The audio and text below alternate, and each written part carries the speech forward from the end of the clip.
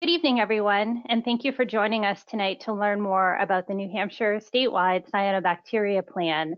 We have over 400 people registered for the webinar, which is really good. That's a huge number. My name is Amy Smagula, and I'm a biologist here at the Department of Environmental Services. I'll be serving as your moderator for the webinar. As a reminder, the webinar is being recorded, and we'll share a link of the recording by email with you. And then we'll also post it on the DES website in the next couple of days. For those of you who are new to GoToWebinar, all attendees are in listen-only mode, which means you don't have access to microphones or webcams, but you can view the slides, listen to the presenters, and type questions in the question box that you see on your screen. When our presenters have finished their presentations, as a moderator, I will read each question for our presenters to answer.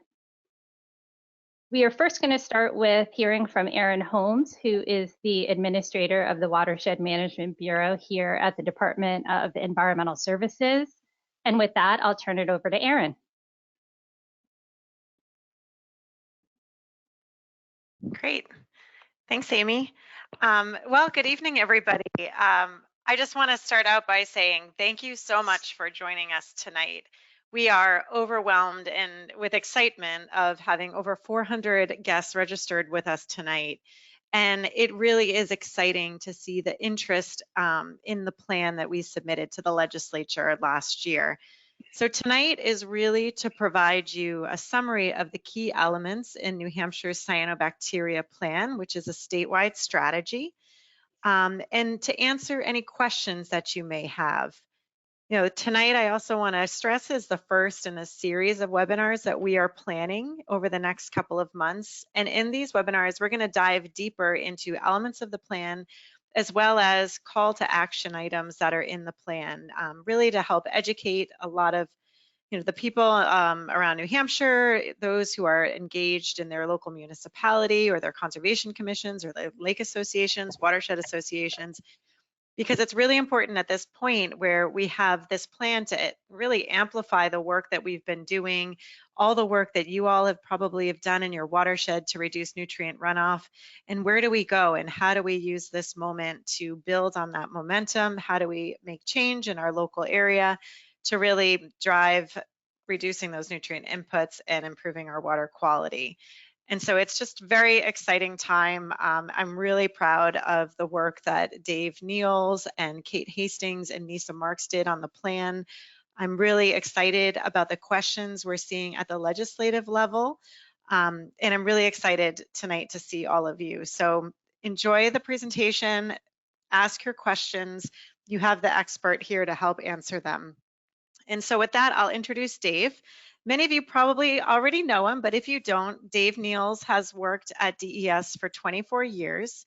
His experience here has included management of our biomonitoring programs, where he's developed several biological indices over the years.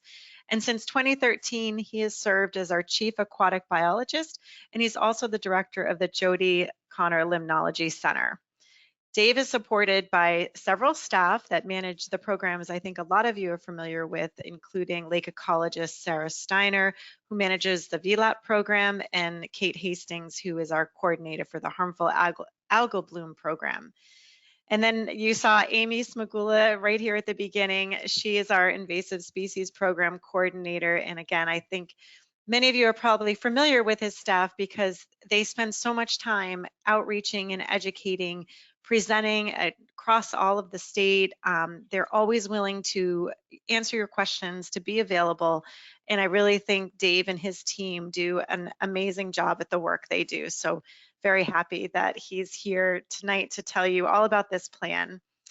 And so Dave led the work to complete this statewide strategy with significant input, like I said, from Kate Hastings and Nisa Marks. And so with that, I'm going to turn it over to Dave to give you the overview, and thank you again. Great, thanks, Erin. Thumbs up from anybody that just want to make sure people can hear me okay. We're all good there? Okay, I'll take that as a yes.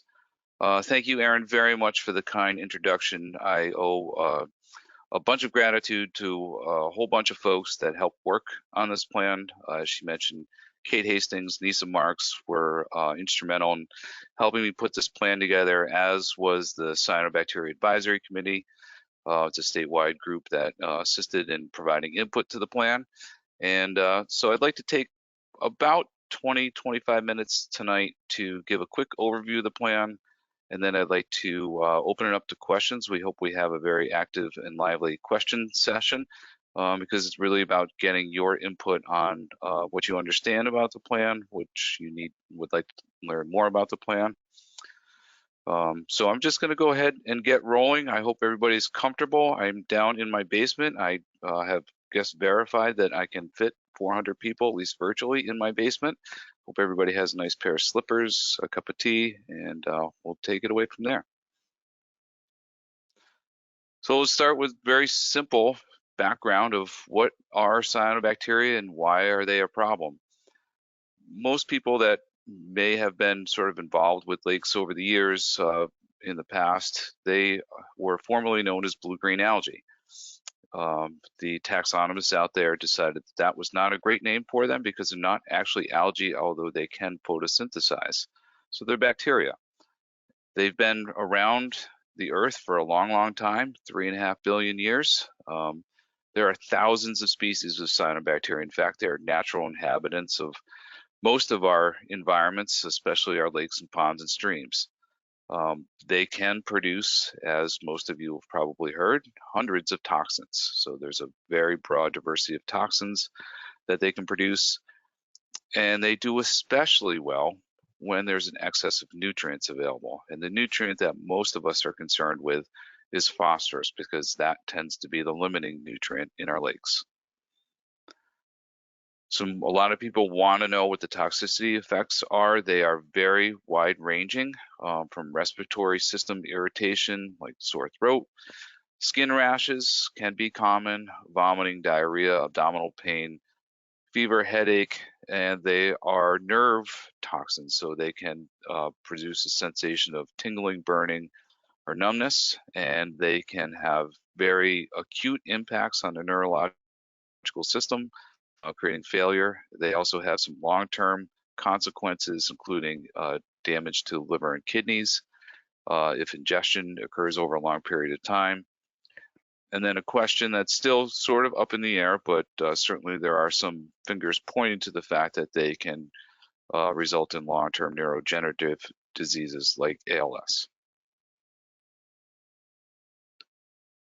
So I'd like to open with this, just talking about why it matters to us and the connection to our public waters. There's a whole bunch of reasons, and I'm sure they're not new to you guys, but just to reiterate them, people that live around the lake and boat on the lake regularly, and even if you don't live on a lake, but you happen to have a boat docked on a lake, it can impact your enjoyment of that lake.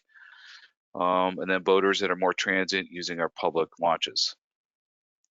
And also, I think what most people are concerned about is how they may impact our public beaches. If you are familiar with cyanobacteria or had this experience, you may have seen one of these signs here, like you see down on the lower left, where we post advisories on our public water bodies. Typically, you would see this on a public beach. So we issue cyanobacteria, we call them warnings now, when a density exceeds a certain level, considered safe for recreational use. I also want to point out that cyanobacteria can be problematic and concerning for drinking water supply, so it's not just limited to recreational activities. We know based on experience that warnings can last a day or over 100 days, depending on bloom severity.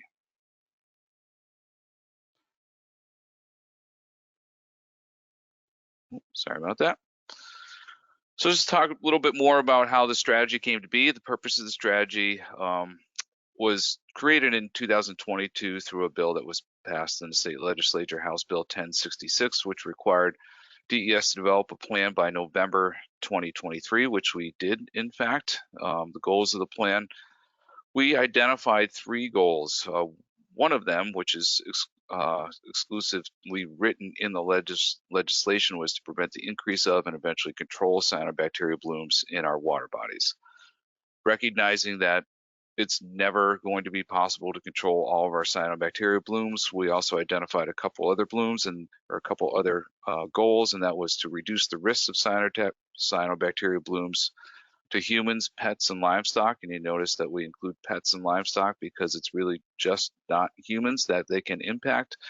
And I'm sure you've seen and read about concerns relative to pets, but they also can impact livestock because people use surface waters to water the livestock. And then lastly, really important that we work towards understanding the cause of cyanobacteria blooms and develop the methods that are best utilized to monitor their occurrence. We did have, as I mentioned, some assistance to complete the plan. The Cyanobacteria Advisory Committee, which was part of the legislation, was a 17-member committee with diverse backgrounds and provided a whole bunch of assistance to DES.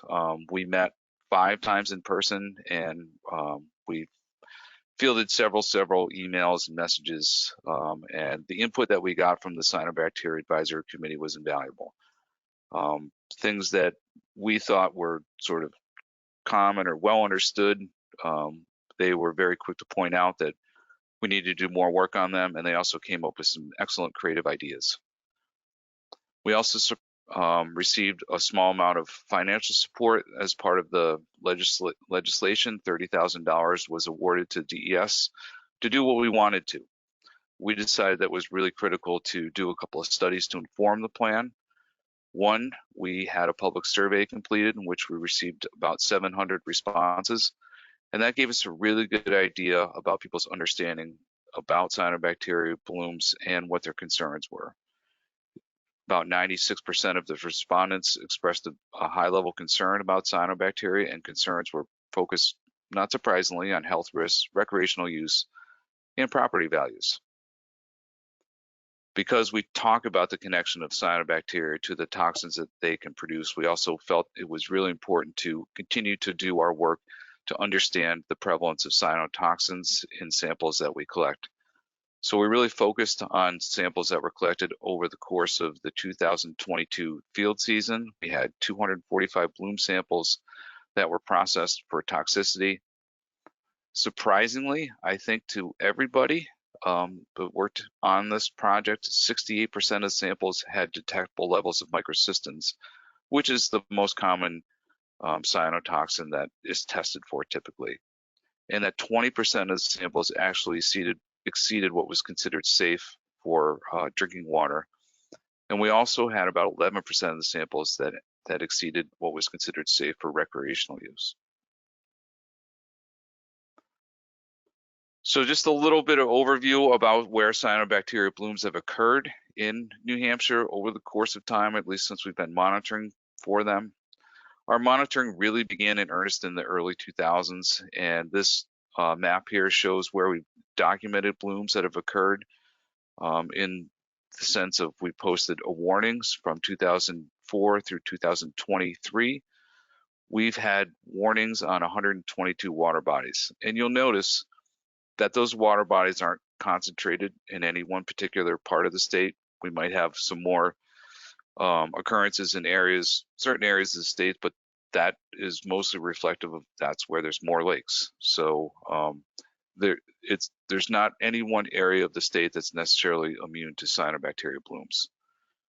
If you're familiar with the idea of an impaired water body, which is a requirement that the state does on a very regular basis to we have to report to EPA where our impairments are. We currently have 94 water bodies that are listed as impaired for cyanobacteria, and you can check those out on our 2020/2022 integrated report.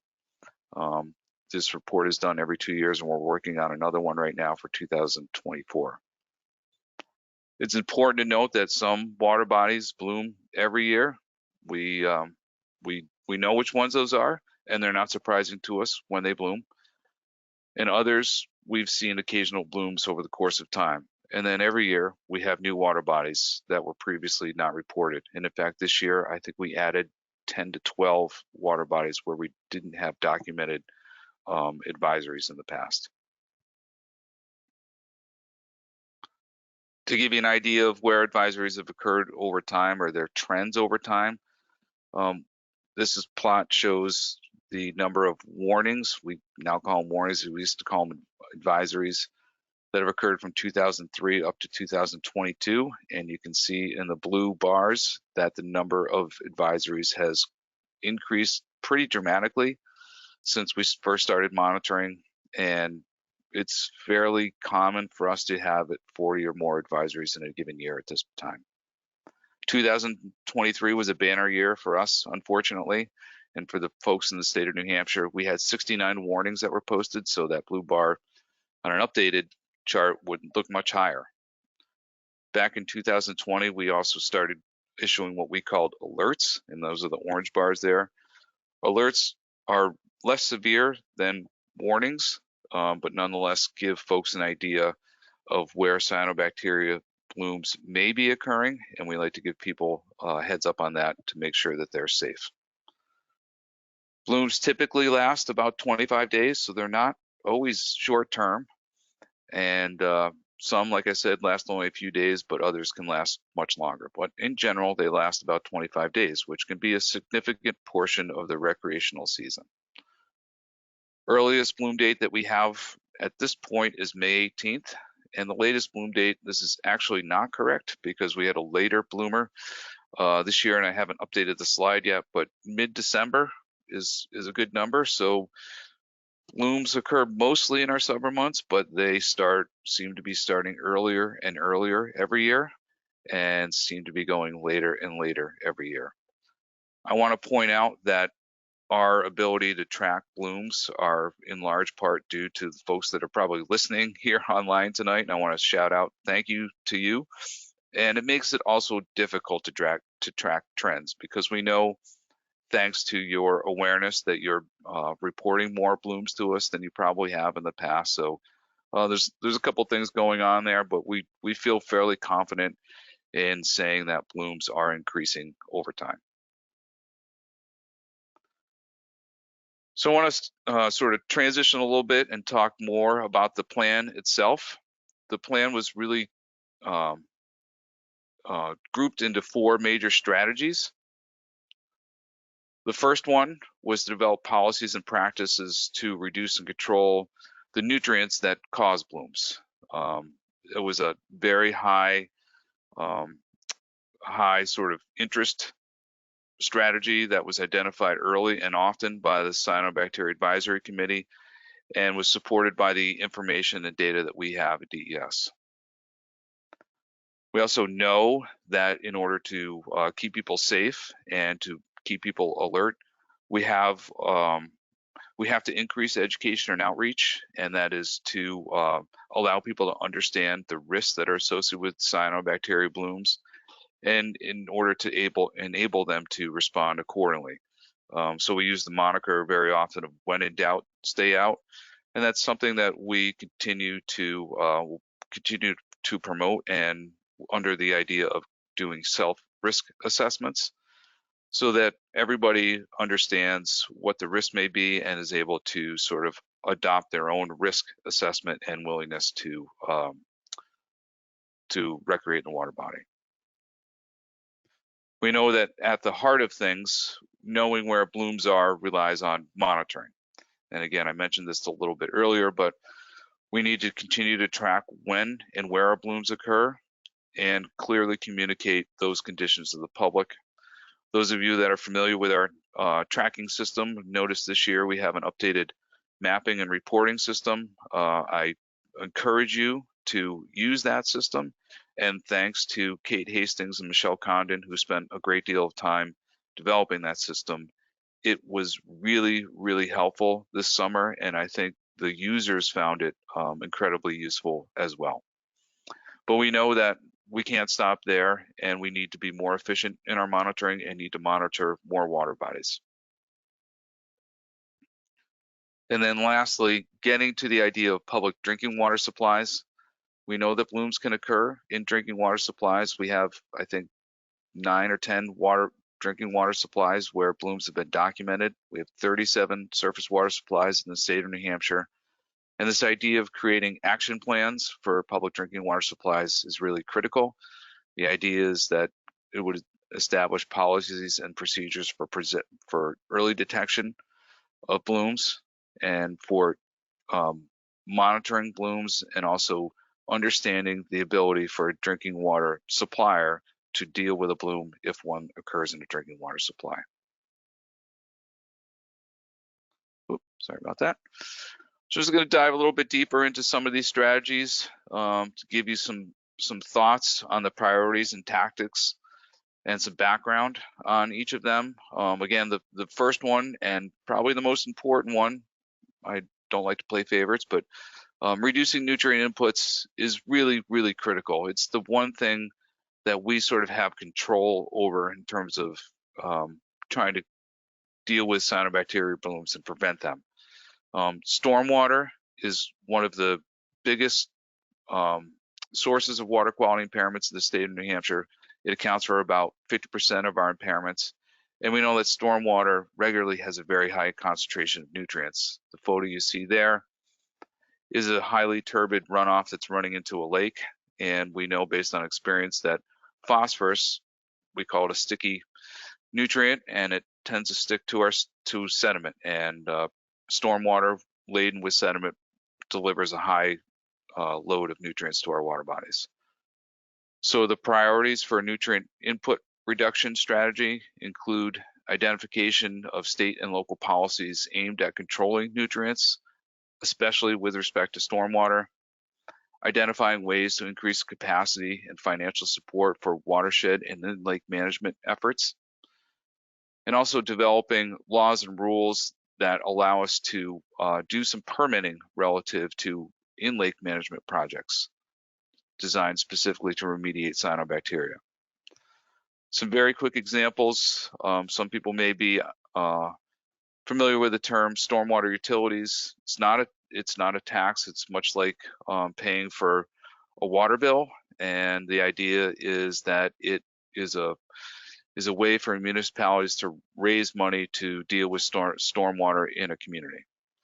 Municipal overlay districts, the way to think of that, we have a state overlay district. It's the Shoreline Protection Act, but towns and municipalities can certainly enact additional municipal overlay districts that can do other things to reduce the amount of nutrient loading into our water bodies. Another idea is to perform regular septic system inspections. This was something that came up in our discussions with the Cyanobacteria Advisory Committee, and has the potential to reduce nutrient loading as well. And then the last thing that came out of the plan was the idea of asking for a objective independent review of the state regulations we currently have now related to nutrient inputs. So those were just some of the quick ideas that are included in the plan. Again, I encourage you all to look at those. We tried to be very specific with the action items listed in the plan. Strategy 2, again, focuses on this idea of education and outreach to promote cyanobacteria awareness. The photo on the left there, I think, says it all. Those are all photographs of different forms of cyanobacteria. Depending on what you're familiar with, these may look completely different to you. And the point is that cyanobacteria are amazingly diverse and present themselves in a variety of different ways. And we have a responsibility to educate people about how to identify them. Bloom identification is really critical to avoid the potential health risks. And again, the moniker of when in doubt, stay out is really important. I talked about this a little bit before. The priorities for education and outreach is the idea of promoting self-risk assessment and giving people the tools and understanding to be able to identify where cyanobacteria are occurring and decide whether it's safe to recreate or utilize the water. Excuse me. Production of cyanobacteria informational materials is also really critical. We recognize that there's professional disciplines such as veterinarians or medical expert offices where additional information to them would be super helpful, and we certainly intend on working on that. and also getting the word out to consumer groups and providing opportunities for to educate those groups as well. Again, some examples of the action items that were identified, that are identified in the plan, is provide informational signage at all public access points. If you know, when you go to a boat launch now, there's already a lot of signs there. But we still feel like it would be very critical to get some additional signage out there relative to cyanobacteria blooms, with the ability to understand a little bit more and report a bloom if necessary. Production of updated and expanded outreach materials. We do have some fact sheets now available, but we certainly know that there's a lot of additional opportunities as well. As I mentioned before, increase awareness and interaction with professional disciplines like vets and doctors and on-water professionals. Certainly there's a lot of people that spend a lot of time on the water, and it's really critical to educate them because they're in contact with it regularly. And we know that there's a lot of opportunity out there to strengthen and expand on our partnerships with local organizations. So moving on to strategy 3, this is really talking about the monitoring component of things and communication of blooms when they occur.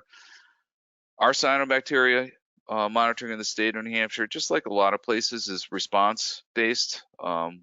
We do monitoring when people report blooms.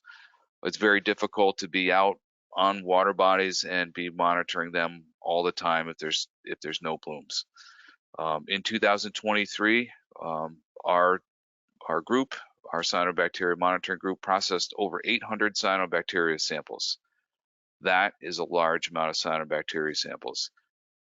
Processing them includes the use of a microscope and a great deal of time to work through those samples. We're very grateful to have some super people working on that, but it still is a great deal of time. Sample evaluation, as I mentioned, is focused on those cell counts, those microscopic cell counts, but we also do toxicity testing. We typically do that in the winter months, understanding that completing toxicity tests usually takes a period of time, and by the time we get those results back, if it were to be during the summer months, it's not terribly useful to report on that. But building a library of the different types of toxins that occur, their concentrations, and what water bodies they occur at high levels in is a reason to keep doing that. Priorities for bloom monitoring communication really includes the enhancement of our current monitoring sample process and increasing the efficiency of sample processing.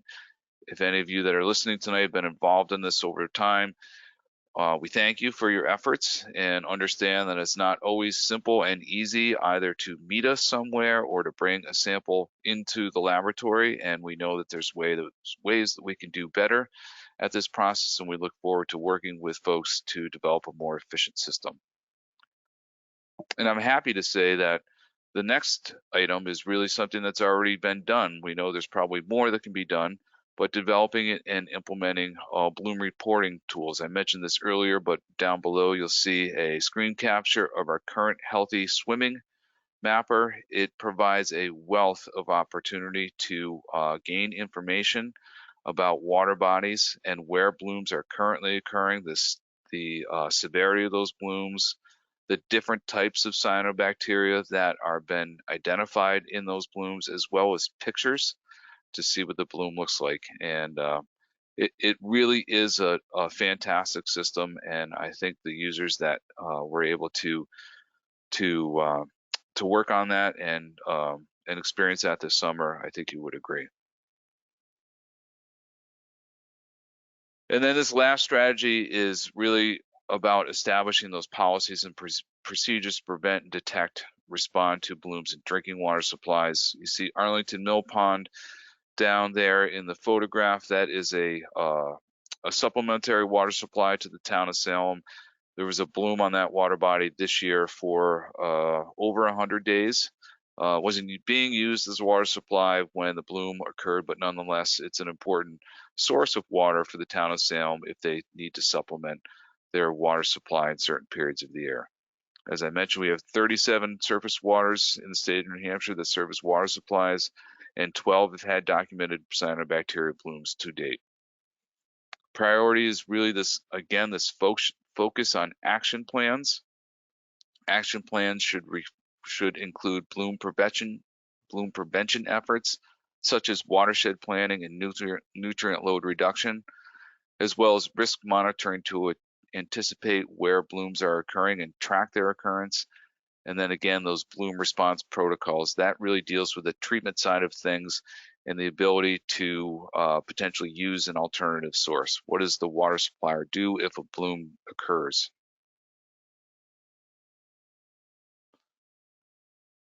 I really want to emphasize that the idea behind this plan, all of these strategies fit together as kind of pieces of the puzzle, and that the focus of this plan is really on the public. We felt that was critical to making this plan successful and to making sure that it becomes part of what we do, rather than just like a lot of plans do, sit on a shelf. So this idea of reducing nutrients to alleviate the frequency of blooms, those are really action items aimed at providing additional recreational opportunities, or not restricting recreational opportunities to the public. The idea of increasing our awareness of blooms, again, is focusing on reducing the risks to folks that are out there using our water bodies. Monitoring, again, is to keep people informed of where blooms occur and to be able to report where blooms occur. I'm getting an error message here. There we go. Sorry about that. And then also the last one, this idea of dealing with blooms that may occur or prevent blooms from occurring in drinking water supplies is fairly obvious, but that's reduced the risk, a health risk to folks that are utilizing those public water supplies. So again, we took this approach because we knew that was the best way to get buy-in from the public and to make sure that the plan gets used as much as possible. So the plan really is a call to action. There's a lot of things in the plan that require additional work. We look forward to working with everybody. It's not exclusive to DES at all. It's meant for all stakeholders and interest groups. The plan includes some very specific tactics with measurable milestones to track progress. There's even some infographics in the plan to provide examples and demonstrate these certain types of tactics. And if you really want to get into the weeds and consider all of the ideas that were included in the plan, or at least thought about in the plans, there's an appendix that lists over 200 ideas that were generated by the Cyanobacteria Advisory Committee during the plan's development. And there's a lot of great ideas in there, and I would encourage people to review all parts of the plan and that appendix as well. It's up to us. It's time that we take action. It's not just about DES, it's for everybody. DES, state, federal resource agencies, stakeholders, nonprofit groups. We all need to work together and implement the most meaningful actions to achieve the plan of the goal, or the goal of the plan, which is to prevent and control cyanobacteria blooms. So I just want to transition to some things that are already happening, some actions that are already being taken, or at least being considered on the legislative side of things for this during this session in 2024. We're very happy to see that several legislators have picked up the plan and taken to heart the things that are recommended in there. And in case you're tracking any of these, I'll give you a quick rundown. There's 6 here, then I'll run through them very quickly. House Bill 1143, which was just heard today actually in committee. The idea here is to expand what some of you may be familiar with, the New Hampshire Clean Lakes program that's been used to deal with invasive aquatic plant species in the past. But it really was developed many, many years ago and includes some very specific language in there about reducing nutrient inputs to our lake in order to prevent things like cyanobacteria blooms from occurring. HB 1103 talks about some modifications to the Shoreland Protection Act. One of the things that we heard is from the Cyanobacteria Advisory Committee, and one of the things we knew that it was very hard to enforce certain enforce the Shoreland Protection Act because of some very specific language in there that required DES to prove that there were actual water quality impacts, and that's very difficult to show cause and effect. So this bill would remove some of that language and allow an easier path towards enforcement. HB 1113 strengthens the requirements for shoreland septic systems on waterfront home property sales. In the past, there's been a requirement for a septic system evaluation to be done, but it was not super clear exactly how that is to be done. This requires a very formal inspection of a septic system if it's not registered with DES currently, or if the septic system is more than 20 years old. It also requires that if the system fails, that a report must be provided to the state and the local health officer, and that generally means that the system would have to be replaced. HB 1219 talks about prohibiting the use of fertilizers that contain phosphorus.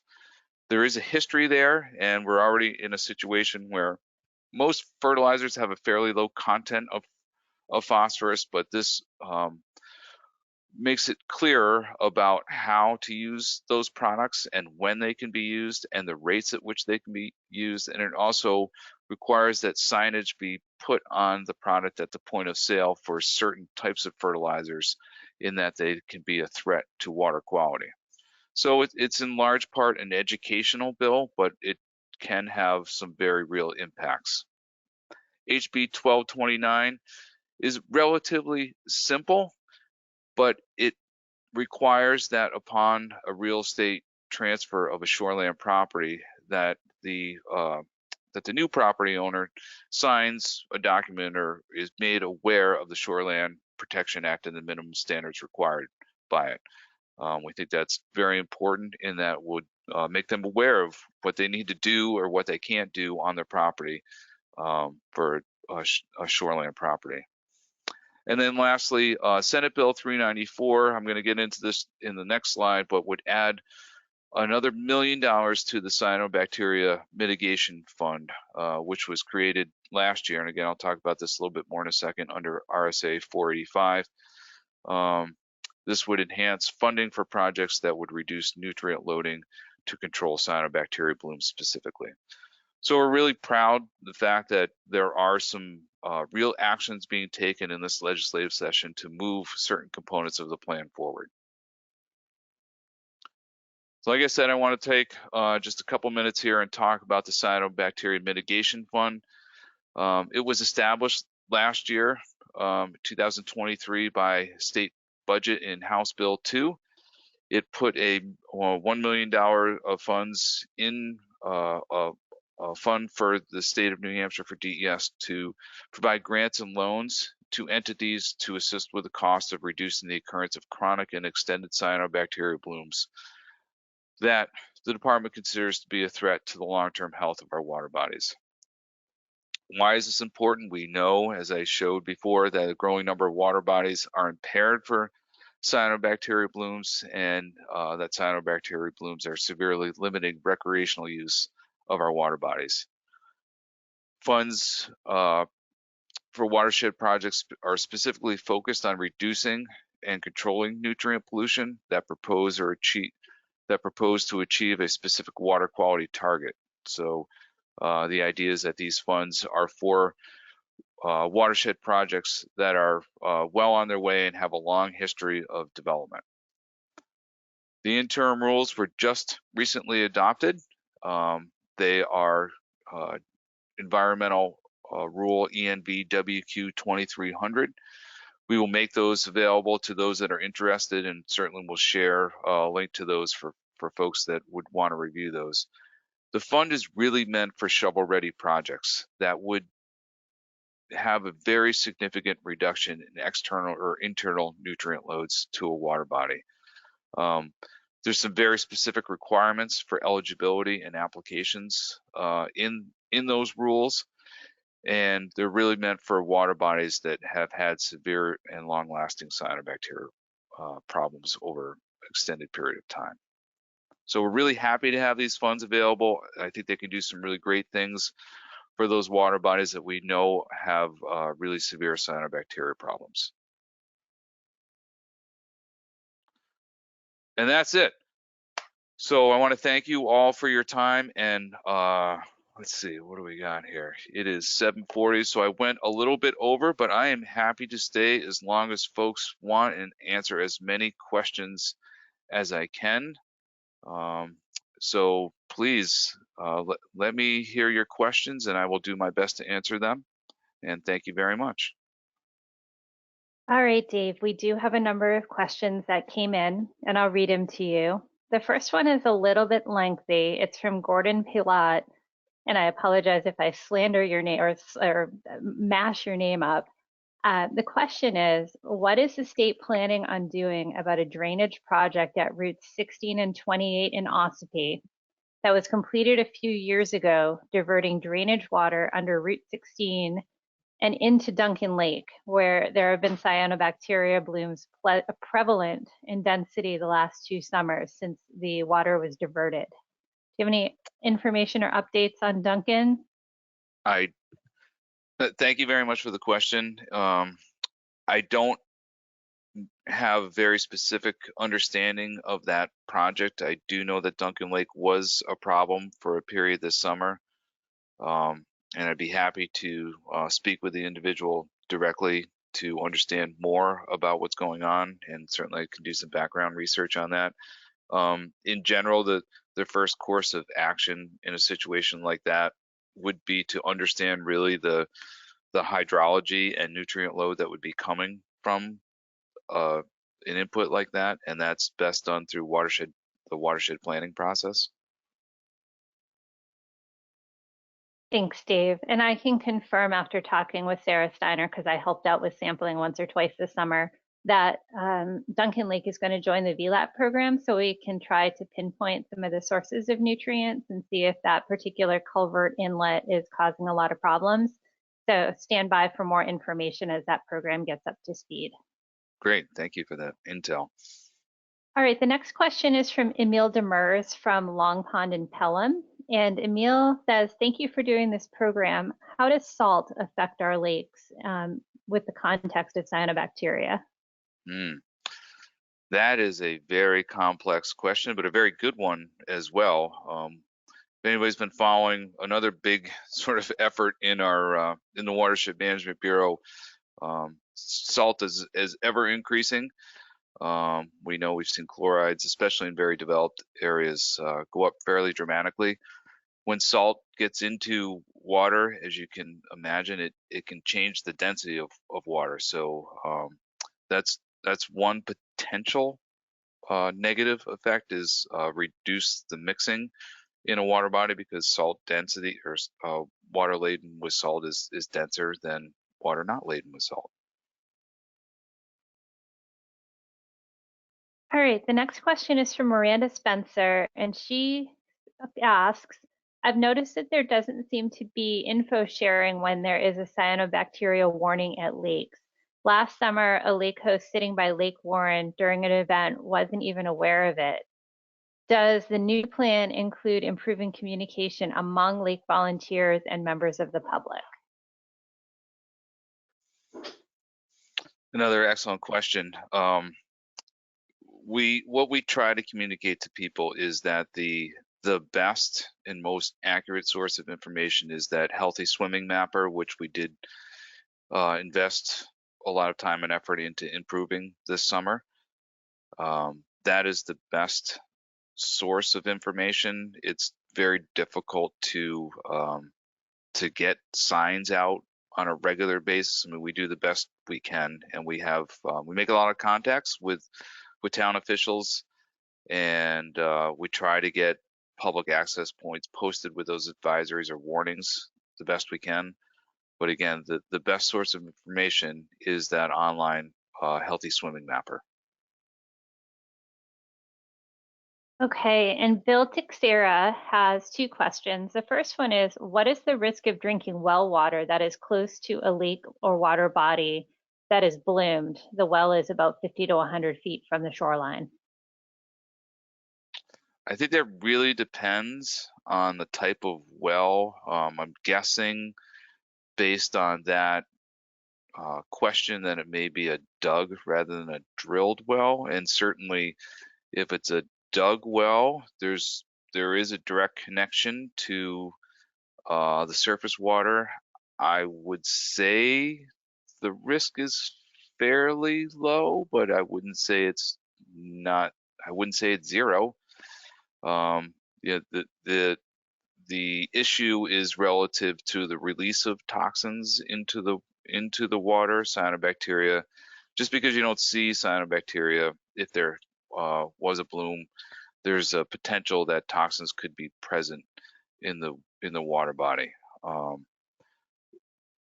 It's possible to have the water tested. We don't do toxin testing on a sort of on-call basis, but I would say the risk is fairly low, but again, it's not zero. All right, the other question that Bill had was, how many sites were the 245 samples taken from? That's a great question. I'd be happy to follow up with Phil on some of those specifics. I will.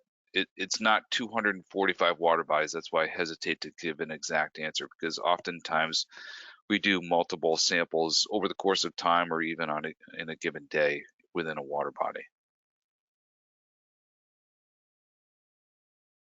Okay, the next question is from Kelly Carr, and we've answered this by putting a link in the chat. The question was where to find the integrated report that you mentioned to see the impaired lakes, but we provided the 303D list link in the chat for folks to see. Thank you very much.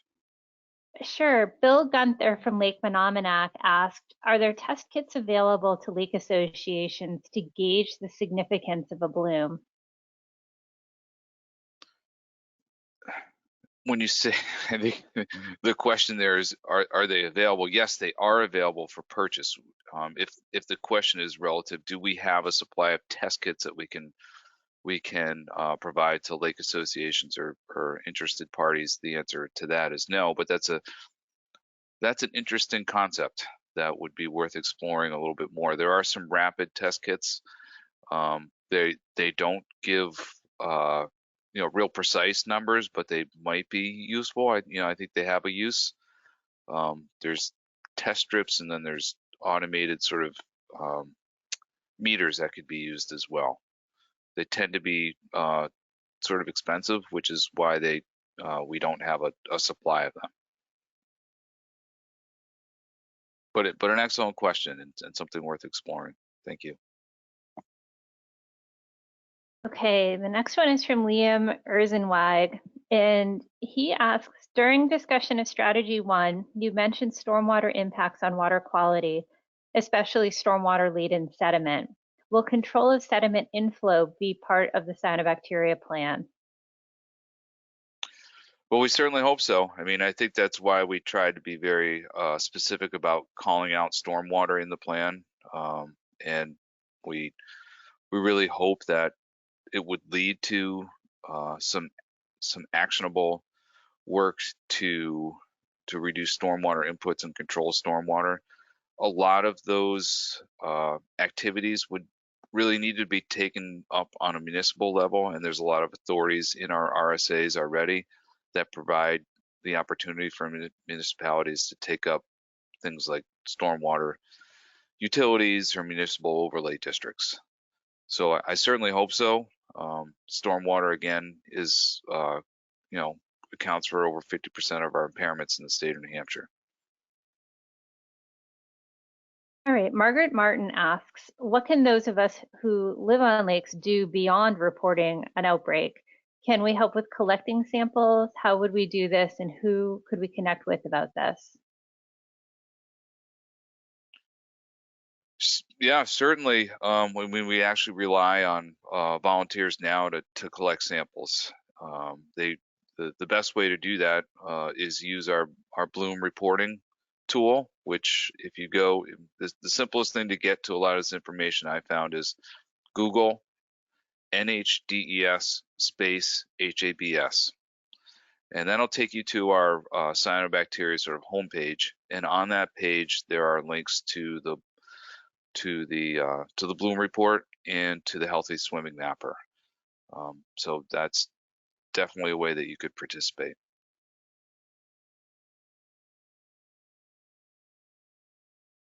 Okay, then we have another one from Bill Gunther. He asked, we have experienced blooms in coves and stagnant water areas. Is it possible to provide specific locations in the warning posters so as not to exaggerate the risk throughout the lake? So if I understand this question correctly, it's like a restricted use area concept idea, potentially. Like if there's a bloom in a cove, the idea would be to restrict access to that cove so that the bloom doesn't get spread around, I think.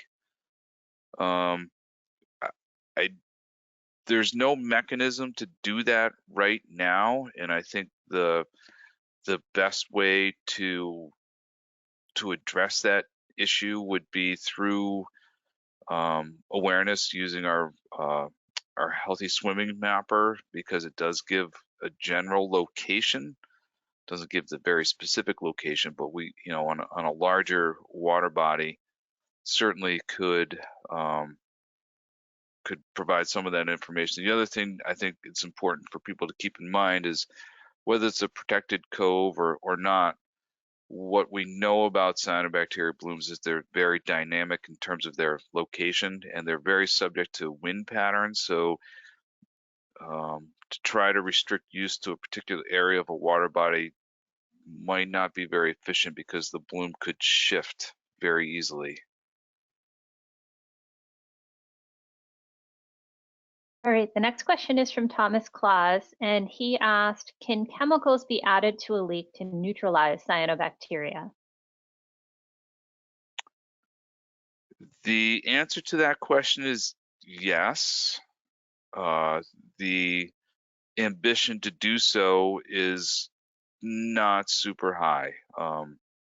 One of the chemicals that has been used for some period of time, it is considered to be an herbicide, is copper sulfate, but copper sulfate tends to have some risk to the aquatic community. So, and it really doesn't solve the ultimate, sort of source of the problem, which is the excess nutrients. So by controlling a bloom directly by killing it through using the use of copper sulfate or another chemical really doesn't address the problem that's causing the bloom.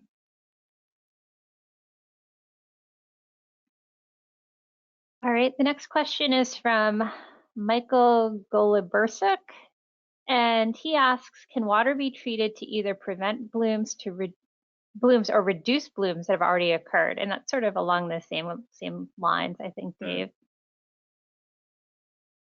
Yeah, so I think the best treatment is prevention. So that is the idea of reducing the nutrients that come into the water body. That really is your best bet for preventing blooms from occurring.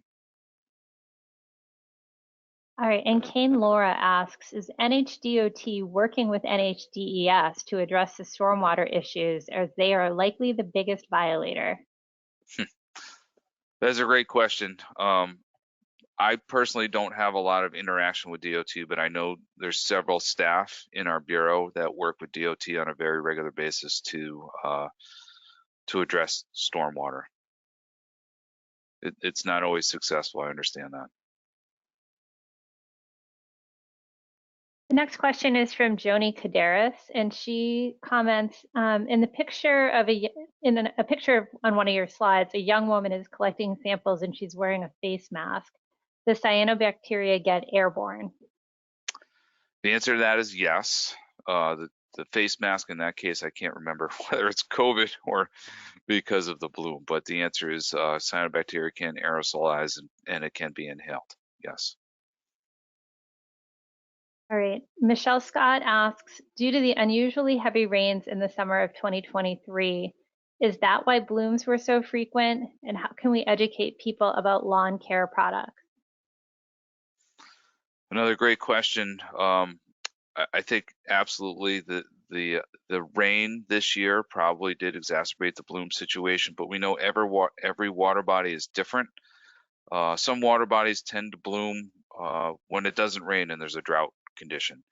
Other water bodies tend to bloom when it rains more. So it really depends on a specific water body. Certainly the excessive rainfall from this year added a lot of additional nutrients to our water bodies and probably contributed to the blooms that we saw. And was there another part of that question I didn't answer? Lawn care products. Oh, lawn care products.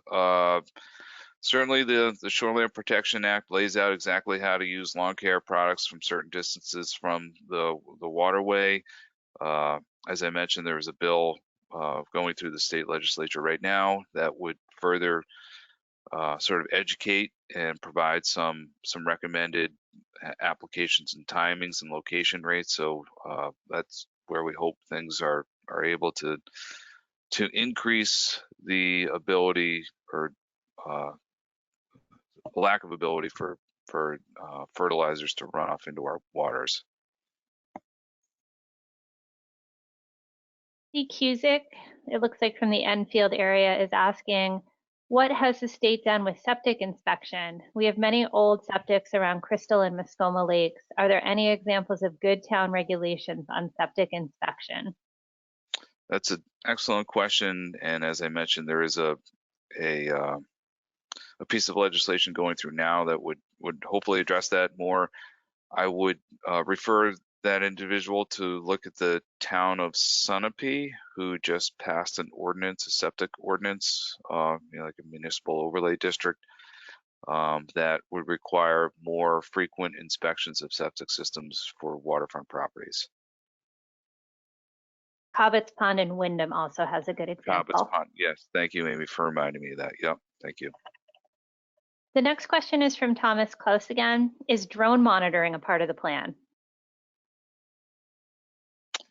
It's not part of the plan.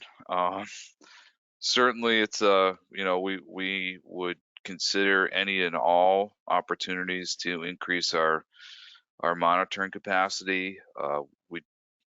We don't have that capacity right now, but certainly could. We're looking for innovative ways to do monitoring, and I know that is an option. It's just we don't have the capacity for that right now. David Grigglestone asked, why no mention of the impacts of climate change on bloom proliferation in New Hampshire?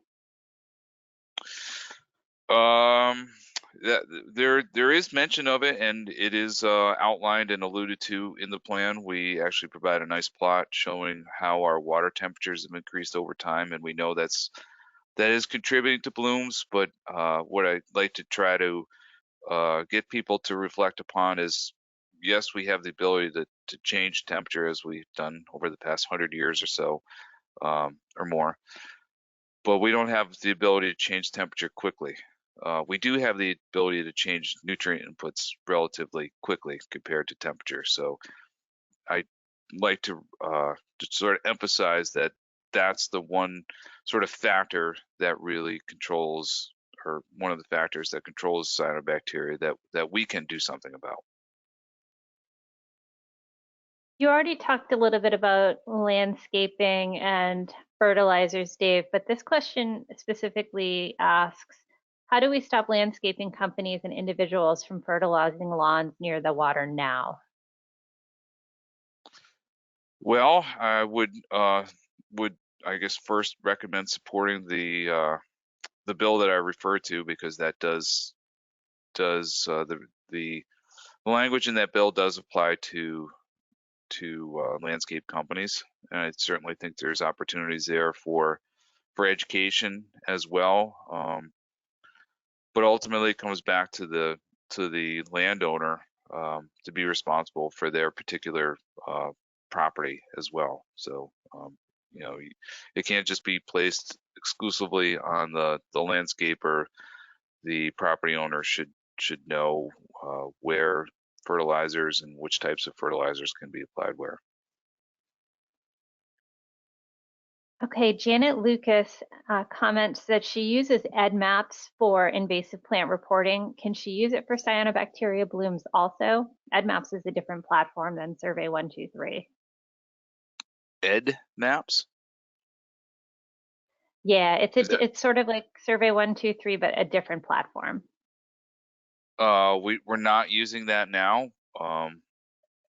So we certainly could look into it if there's some additional capabilities that might be provided. All right, Scott Parker asks, will NHDES be adding staff for testing, analysis, and enforcement of protective regulations? Well, that's a big question. And I guess I don't have a great answer for that. In my group right now, we don't have any plans to be adding staff other than interns during the summertime. Certainly the plan alludes to the fact that enhancement of resources is necessary, increasing capacity is necessary, and that's something we would look forward to supporting in the future. But it's difficult to envision a situation right now where we would have an abundance of additional staff coming on, but it definitely would be helpful. All right, Joni Kaderis asked, and this is similar to one you answered, but it asks a slightly different question. We see blooms around the shores of Bow Lake. We often see people shy away from the shore and get in a boat and swim to the center of the lake. We're told it's a whole lake warning, but are they okay where they see no evidence of a bloom? Again, it's a very good question, and this is why we're very interested in further developing the sort of that self-risk assessment campaign. The answer is it really depends on your willingness to accept a risk and the severity of the bloom. We know that blooms move around regularly, so it certainly would be a safer option to go recreate in the lake away from the bloom, but I think it depends a lot on how long the bloom's been going on, what its severity was over that period of time. I would say if there's a relatively minor bloom and it tends to be hasn't been ongoing for a long period of time and is restricted to a small area of a water body, that recreating an area where it's not is a much better option and safer option. The reason that we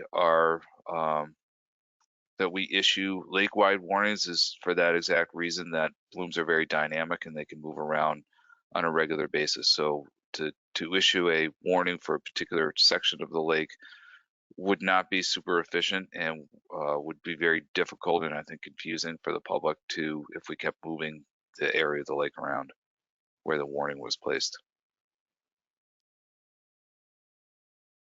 Okay, Joyce Lee asks, have you considered sending cyanobacteria information with waterfront property tax bills? Waterfront property is no good if the lake is not usable. I haven't considered that, no. With a tax bill, no. It raises a very interesting question and opportunity, I think, that perhaps could be part of I guess I would refer to our lake information mapper, and we have a lake information mapper. People can look up all sorts of lake information reports, diagnostic feasibility studies, water quality information. And a new component of that over the past couple of years is there's the cyanobacteria history as we know it for that particular water body. So if you're interested in purchasing a piece of property on a certain water body or groups of water bodies, or know of that, or you're a real estate agent, I would encourage you to use the lake information mapper to look up that information before you went ahead with the purchase, or at least become educated about it. One question is asking, is there any pre-treatment options for preventing blooms? Again, the best pre-treatment is prevention, and that is the idea of eliminating or reducing the amount of nutrients that are that drain into the lake. Okay, Just Verhofstadt asks, phosphorus is always pointed to as a main culprit of of blooms. Would you say that there is no chance of cyanobacteria if there's no phosphorus in the water?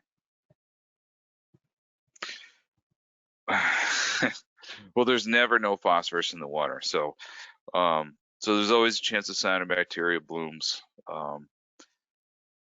They're much lower and much more reduced if they're within what's sort of a natural level of phosphorus. Cyanobacteria are a natural component of every plankton community. So I guess the answer is there's no way to prevent cyanobacteria from being in a water body. The best way to prevent a bloom is to, again, control the amount of nutrients that are in the water body and keep them within sort of the natural range. All right, the next question is from Margaret Martin, and she wants to know if you've considered using local schools or colleges to help with testing or to contribute information to our efforts, and how can these groups be integrated into our plans for action? Has this been considered? Always a great idea to use youth or young adults to increase our capacity. Again, it's on our end, the ability to implement effective programs and having the staff to do so, and being able to process and evaluate the information they share with us. Certainly, we'd be happy to entertain any youth group to the extent that we could, or college activity that was centered around monitoring cyanobacteria. Michelle Scott asks, how much does cyano hurt fish and aquatic life? Excellent question, and I don't think I'm the technical expert that should be answering that question. So I will check in with Kate Hastings, who's our program manager. She has an excellent technical background, and if we could put that one on hold, I'll make sure that Kate can get back to her. Okay, Greg Thibodeau asks, is there a chart of the sources of nutrients with percentages? Would like to see something that illustrates stormwater versus other sources, assuming there are other sources. There's not a specific chart, I think, in the sense that this individual is asking about it. We do have a somewhat generalized plot that's in the plan that talks about external loading sources versus internal loading sources versus other sources of phosphorus, and that chart was built upon several 30 or 40 some odd watershed-based plans that have been done over time, and it provides an estimate of where the nutrient sources come from. And if I remember correctly, about 60% on average of the nutrient load comes from external sources.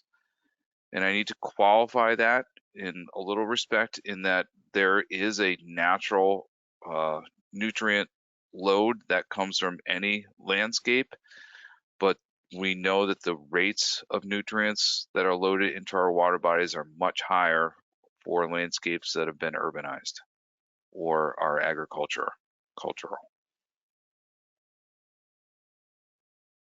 Okay. Another question is, what's the most effective tactic for preventing or reducing the amount of cyanobacteria blooms caused by rainwater runoff?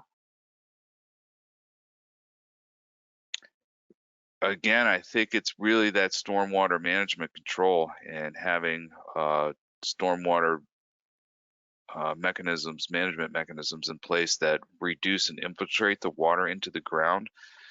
And I think a lot of times when people are asking about this, the way to think about it is on your own personal property and water that runs off your roof, and how to keep that from running directly into a drainage ditch and into a waterway. The best way to do it is infiltrate it into the ground or capture it. So things like rain barrels, rain gardens, stone walkways, reducing impervious surface. Those are all really good ways to reduce the amount of rainwater that runs directly into our water bodies. Excuse me, Bob Charist wants to know if there's any update on the results of the toxicity testing this winter from last summer's cyanobacteria samples. No update yet. We're looking forward to Kate returning to us and working on some of those samples over the next couple months. So I think what we envision is providing an annual report, and that was one of the things that came out of the Cyanobacteria Plan, is provide an annual report that summarizes some of that activity, you know, the number of blooms that we had, the number of warnings that we had, and the various toxicities that we have seen around the state. We intend on probably processing about the same number of samples this year. So yeah, we'll continue to build that library, and certainly once that information becomes available, we'll make it available to the public.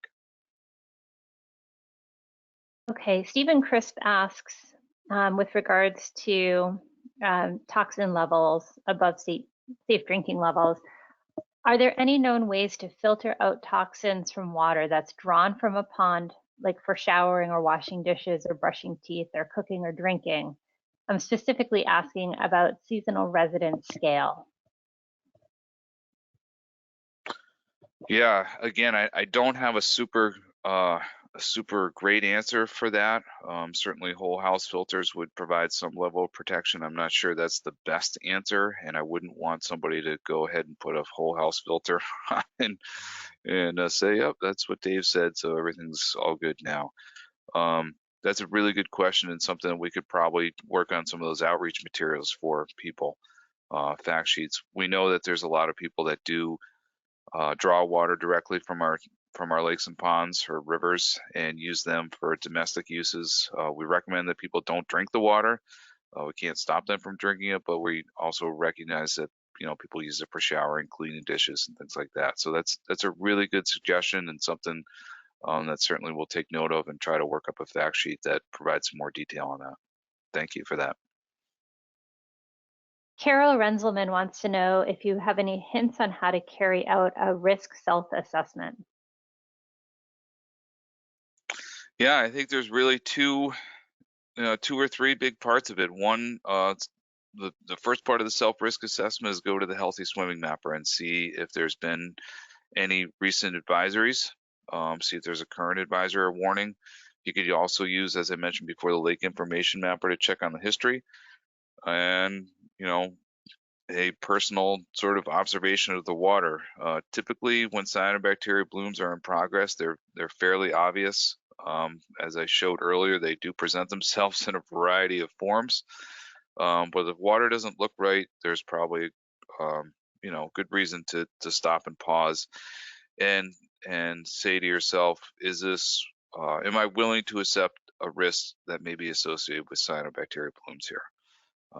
And you know, a lot of times we just don't know what the risk may be. This is why we use our cell counts as sort of a good indicator. It's not a measure of toxicity, but we do know that as densities get higher, the likelihood that cyanotoxins are produced or in higher levels is also higher. All right, I'm going to combine a couple questions that focus on the Shoreline Protection Act. The first part is, how much of this plan and budget includes increasing DES education and enforcement? It's from Eric McIntyre, and he comments that he's lived on a lake for 25 years and his neighbors know nothing about the Shoreline Protection Act. Can some of the money that comes in for the program be used to send everybody in the protected zone a brochure on the basics, runoff fertilizers, whatnot? Yeah, we don't have a specific budget for the plan. I mean, I did mention that we were given some money. We use that money to complete the studies that I talked about. Certainly, that's again part of the education and outreach campaign that we look to undertake, and that's a very good opportunity. We know that there's one bill that was proposed for this legislative session. So when a property were to change hands, if that bill were to pass, the buyer would have to sign an agreement that says, look, we've been made aware of the Shoreline Protection Act and its minimum qualifications. So yeah, I think again, there's educational opportunities there that we could explore with our shoreline protection staff.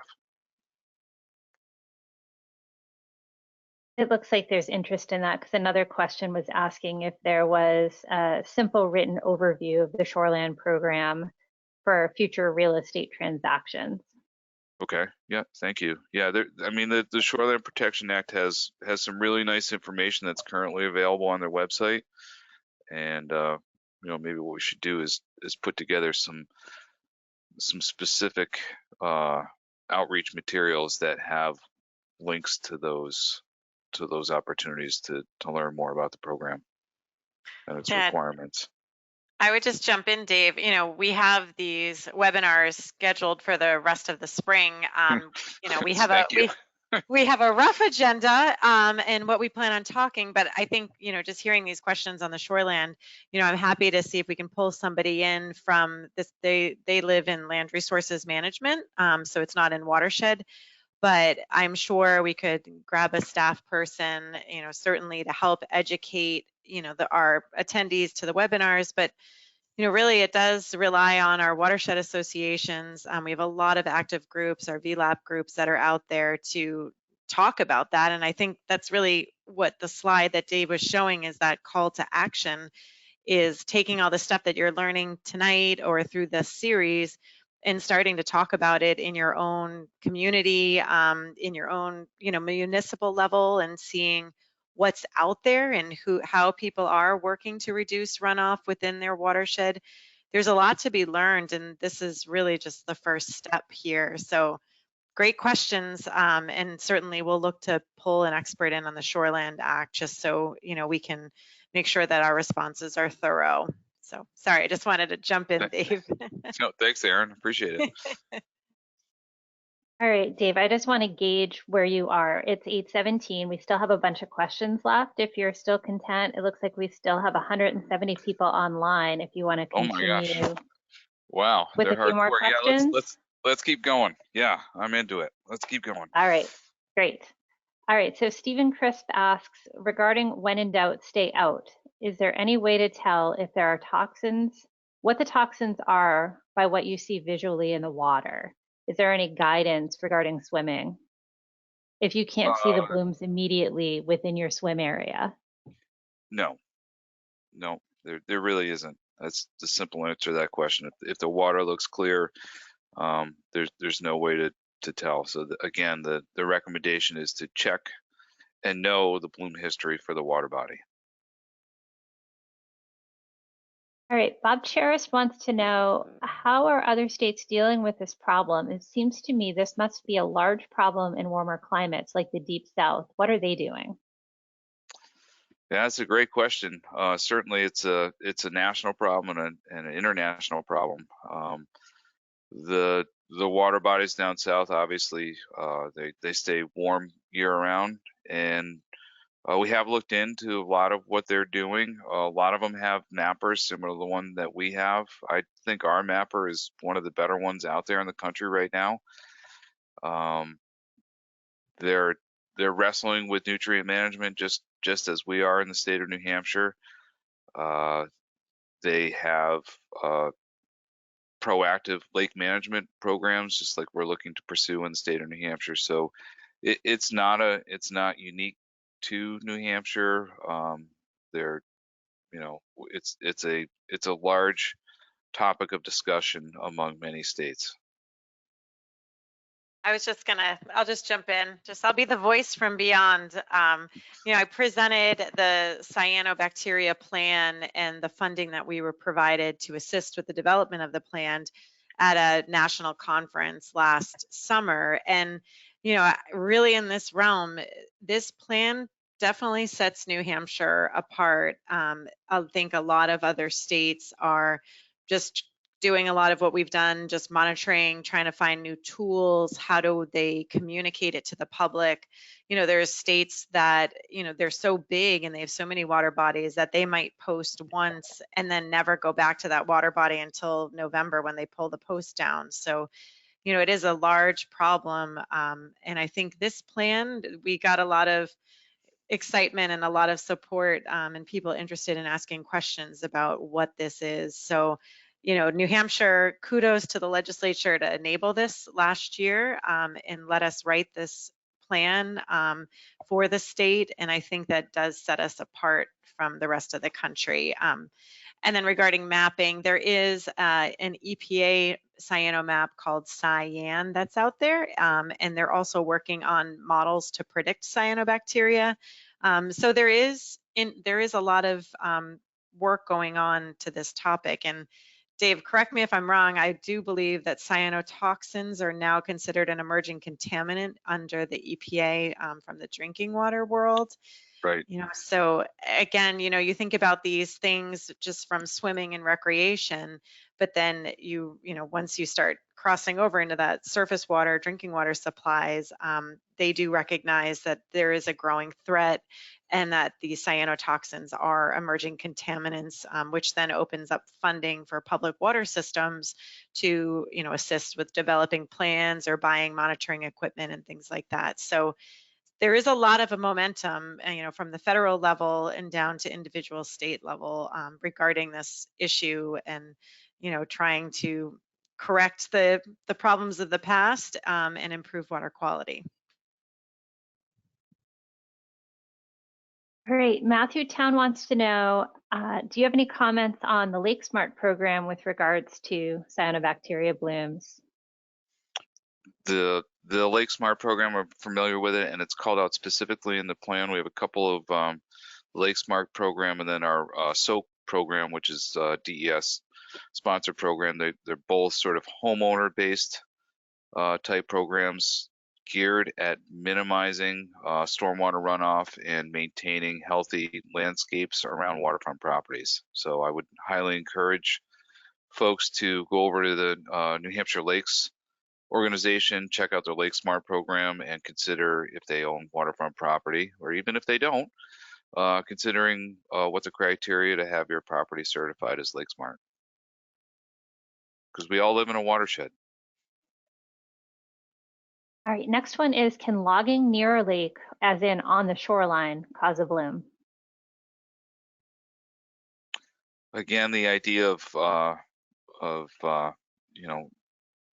cause and effect thing is really difficult to prove. I think it would be very challenging to say that a particular logging activity or forestry activity led directly to a bloom.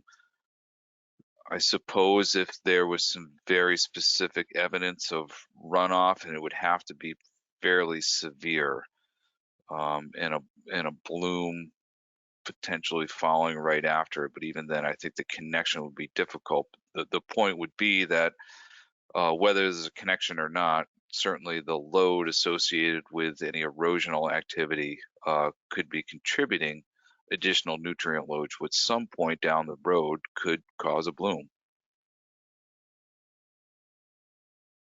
Okay, the next one's a two-part question from a couple people.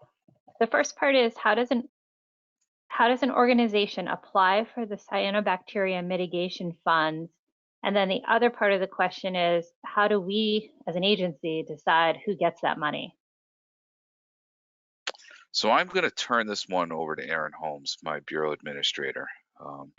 We worked in tandem on this, but Aaron is the architect, and we are trying the cyano mitigation fund shoes on for real now. So Aaron, take it away. Yeah, so that's a great question.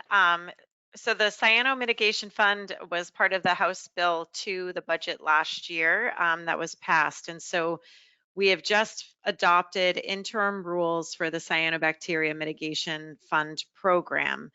And that program is a first come, first serve program. So we won't be running an annual round. We won't do ranking right now. So again, I'm going to kind of preface this that it is interim rules. So there was no public process as part of that, but we will be moving into final rulemaking over the next couple of months. So we have 6 months. So there will be a public process there. So right now the rules are set up that they're first come, first serve until there's no funding left. And they're focused on starting with the statute and the eligibilities that are authorized within the statute. And so those are your eligible entities, which could be municipalities, community water systems, or lake and river watershed associations. And then the real factor here is that there is a cyanobacteria bloom occurrence that is severe, chronic, and extending, and this is as determined by the department. And so I think that, that is really the big, when you're asking, is this fund for me?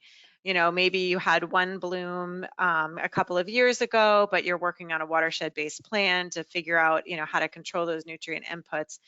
That probably wouldn't fit the definition of extended, chronic, and severe cyanobacteria issue. And then the rules then outline going into the eligibilities. And so we have outlined 2 pathways in here. Is that to be eligible, there are certain requirements in law and that we've brought into the rules regarding that the project is cost-effective solution. There's no other alternative or low-cost solution. And then here's the key: the project is necessary to reduce the nutrient pollutant loading identified in a plan. And so, the project has to show a significant reduction in nutrients, so in phosphorus. And then we created 2 pathways for that. So there are eligible projects that are further defined for external BMP projects. So, talking about those runoff projects, things in the watershed that are significant sources of phosphorus. There's a list of eligibility criteria for those types of projects, as well as for in-lake treatment projects. So this fund isn't limited to just in-lake mitigation of cyanobacteria. It's open for projects that are going to reduce the occurrence and severity of these blooms. And so our rules outline the application requirements. Right now we don't have a formal form, but we have developed guidance and a form that we recommend that folks use.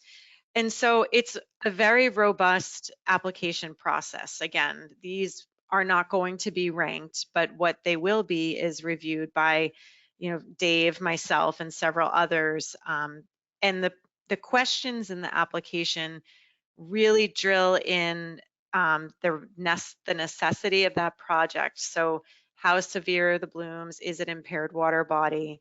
And then how will this project reduce the phosphorus loading? And so for those who have developed watershed-based plans, you likely developed a target phosphorus concentration in the lake. And so in that, those targets have to be identified. How will this project help hit that target? It also requires the applicant to outline the work that they've done in their watershed. So maybe you've had a watershed-based plan for a while and you've picked off a lot of that low-hanging fruit. Maybe you got a 319 grant from our watershed assistance program, and you've got a big project now, and this one is going to really help reduce the load. This is where that fund comes in, is projects that are shovel ready. And so, when you go through the application requirements, and I'm happy to share those documents with this email list once we finalize them, is the project readiness aspect is part of the eligibility and the requirements of the application. And so what does that mean? That means that this project is ready to go. A project that you, the association or municipality, have worked through the design. You have, current and very detailed budgetary costs, like you have the cost estimate, you have the itemized costs within there. You've got a project schedule, project milestones, and you're ready to go once you get the funding or are approved for the funding. So it's really a robust rule set regarding these sort of targets that you have to hit when you apply for the funding. And like I said, it's set up for project ready. So not planning, this isn't a watershed-based planning fund. We have the 604B program through Watershed Assistance. And this is really, we see applicants coming in that have been working in their watershed, that have the plan, that have been ticking away at those items to reduce the external load, and here and ready for another project. So they're just live the other day. We adopted them on Monday. And so through, I think, the guidance and the application, once that gets out into the public's hands, you'll be able to really see what these rules outline as far as how we, the department, will be reviewing these applications. And, all that being said, I think many of you, if you've worked with Steve Landry and his group, these are conversations that you probably already have been having. You have a severe bloom. I can name several lakes off the top of my head that are talked about all the time. You've started on the path of reducing those external loads. You've applied to the 319 program. You can quantify, the work that maybe you've done in kind in your watershed. You can quantify the monitoring and the diagnostics that maybe you've done. So, this is just kind of taking the ball from where our other federal programs end in providing some funds specifically to address cyanobacteria blooms. So I know that was kind of a long description. I feel like I've been living in these rules for about a month and a half. But like I said, we'll have a lot of guidance. We have an FAQ that we've developed, and I'm certainly available to answer questions. A lot of this program is going to be with Dave, myself, and Steve Landry, looking at the types of projects that are coming in the applications. So yeah, hopefully that answers. That was a long answer, Dave. Thanks, Aaron. That was the 8:30 p.m. answer. Sure. Yeah, so our rules, Amy can put it in the chat. They're ENV-WQ2300, and they are up on our website, so you can search them and find them. And Amy, I'll send you the link to the PDF. And so if you want to share, and like I said, these were adopted on Monday, and we'll be entering final rulemaking the next couple of weeks, but these are live and we can start administering the program as it's outlined in those rules. Great, thanks, Aaron. Dave, sorry, go ahead. No, that's okay. How are we doing on attendees here? And do we still have questions that to be answered? Because it's 8:30. I'm happy to keep going for another 10 minutes or so. How's that sound? Okay, that sounds good, because we have a really important question that several people are asking from several different lakes.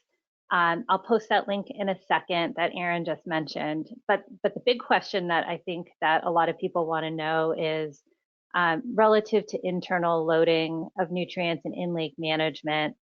Are there any actions underway to accelerate the use of Foslock, aluminum, aeration, or dredging to address in-lake nutrient levels that then manifest into blooms?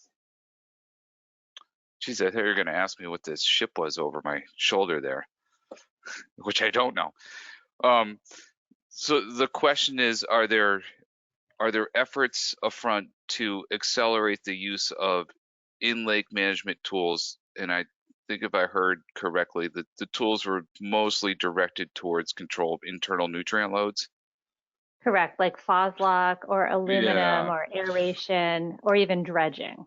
Yeah, so I think the answer to that question is there's no efforts to accelerate the use of them, because we feel like there are not a lot of lakes, whether people sort of realize it or not, recognize it or not, that those sort of drastic treatments are not really called for right now. We know there's certain water bodies that certainly have had blooms over the years that are bad, and we're open to the idea of using a variety of different management techniques.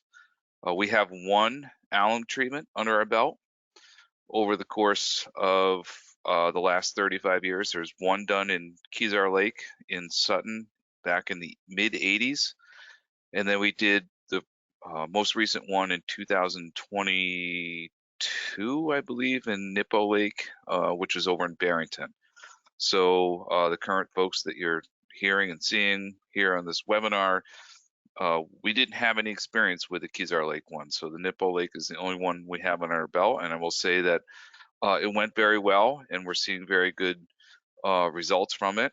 And it is a promising technique, but we feel like the utility of it really needs to be restricted to water bodies that have spent a significant effort understanding the characteristics of their water body, understanding what the nutrients are, nutrient loads are, and working very diligently to try to control the external load. Because the reality is, doing any sorts of those sort of, we call them active in-lake management projects, they're really just a band-aid solution, especially if you haven't controlled your external nutrient load. And they're very expensive, they're very involved, and they require a significant amount of planning and permitting. So they definitely have their utility, but again, it's not something that we see or hope to see on a regular basis in terms of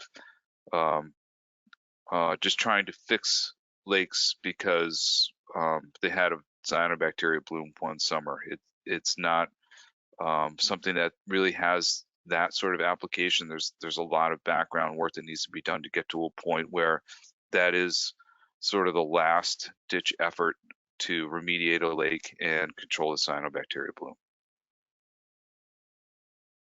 All right, I'm going to pick out a couple more questions that stand out. There are a lot Sure. of redundant questions, but I think we're nearing the end.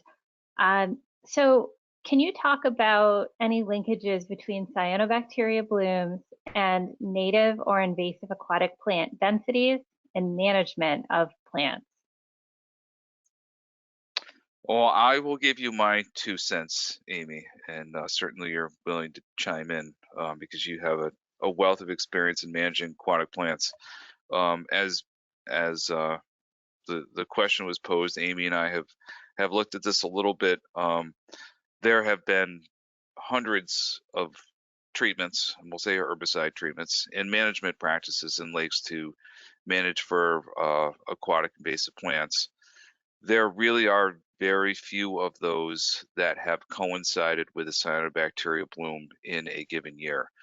And in fact, based on Amy's research that she did, we know there's 45 water bodies where there was an herbicide treatment in a given growing season, and there was also a cyanobacteria bloom. So out of the hundreds of water bodies or management activities that have taken place for aquatic invasive plants, there's only been 45 or so where there's also been a cyanobacteria bloom in the same year.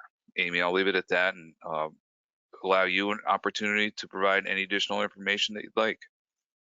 Sure, yeah, and so some of the numbers that Dave just said, some of those blooms occurred even before a management action took place.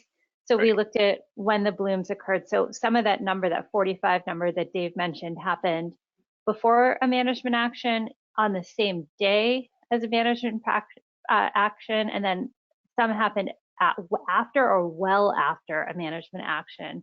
So it was a little hard to completely tie management to a bloom. With that said, we strongly recommend against managing native vegetation. There is a balance in any lake for what is going to take up nutrients. And if you have a healthy mix of native aquatic plants in your lake, they will help take up and lock down some of those nutrients that would otherwise be available to cyanobacteria naturally. So fostering that competition for nutrients is really good. It's a little different when we consider invasive species because state-listed invasives can result in the water body ending up on that impaired waters list that Dave mentioned earlier. So because of that, because they can form a monoculture or because they can take over large areas, we do manage those, and we try to do so early in the growing season before they're too big. And we try to diversify our management techniques so that we're not just using one technique And in fact, we can stage out those management techniques at different times of year to target the plants. So it's not necessarily good or bad to do management. It's what are you managing, when are you managing it, and how are you managing it? That all come into play. So it's a more complicated answer than just a quick yes or no. Thanks for the assist, Amy. Yeah, no problem. Another question, several questions. Do boats stir up bottom sediments a lot, and can boating impacts lead to a cyanobacteria bloom? Again, the cause and effect direct relationship is a really difficult one to prove. We do know certainly that boats, depending on the depth that they're operating in, certainly can stir up bottom sediments, and bottom sediments do have nutrients in them, so certainly it would contribute to the nutrients that are available in the water column to any plankton, phytoplankton or cyanobacteria. And I'll leave it at that. All right, and will thick ice cover over the lake for a long period of time naturally reduce volumes of cyanobacteria bloom? That's a great question, and I don't think I have a super answer for that. We do have evidence of cyanobacteria blooms occurring under the ice, so just because they're ice cover doesn't mean the water body is immune to cyanobacteria blooms. I think probably would, we're not looking as much. I'm not recommending that people run out on the ice, especially this year, to check for their cyanobacteria bloom on their particular water body. Water temperature definitely has a controlling effect, but cold water bodies or water bodies with ice certainly aren't immune to cyanobacteria blooms. All right, I think a lot of the other questions that are left are redundant. I apologize if we did not get to your question. There were many, and I tried to piece some like ones together. But Dave, do you want to address any other questions that how we'll get back to folks?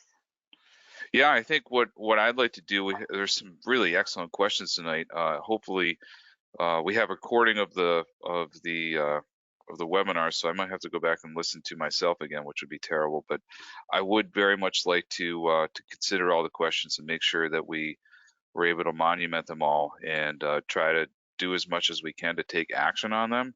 I can't promise to take action on all of them, but there were some really good suggestions, things that I didn't have great answers for, so I appreciate all those questions, and that we need to, spend some more time thinking about some of those ones we didn't have good answers to.